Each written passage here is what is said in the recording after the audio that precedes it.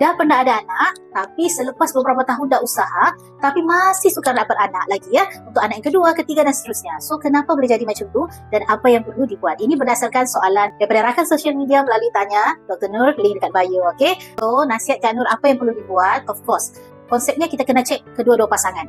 Iaitu kena cek suami, kena cek isteri juga. Contohlah untuk suami, walaupun suami ni dia tidak ada istilah menopause tau, tidak ada istilah habis sperma ke apa kan, tapi dia ada istilah quality sperm yang tidak sihat. Contohlah kalau dia ada penyakit yang kronik, kencing manis, darah tinggi for example. So, tidak mustahil dia punya quality sperm tu akan merosot. Ya, ini banyak Kak Nur terjumpa untuk pasien-pasien Kak Nur. Yang kedua untuk isteri pula.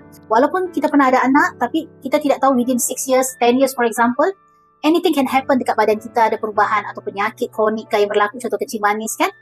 Ataupun mungkin kita dapat ketumbuhan, contohlah fibroid ke apa kan. So, benda ni akan menghalang juga kita untuk senang hamil lah. Ini kita panggil sebagai secondary subfertility. Maksudnya pernah ada anak, lepas tu susah dapat anak. Lagi-lagi kalau orang tu pernah cuci rahim, pernah operation, ya, tengok adakah tube dia tersumbat. Okay? Sebab itu, bagi Kak Nur, better jumpa doktor. Kalau dekat Tawau, boleh datang ke Nur Medical Clinic. Jumpa Kak Nur. Kita akan siasat tu husband and wife. So, adalah test-test yang perlu kita buat untuk siasat apa punca masalah sukar hamil tu. Okay? So, harap video ni dapat bantu. Sharing santai, ilmu sampai insyaAllah.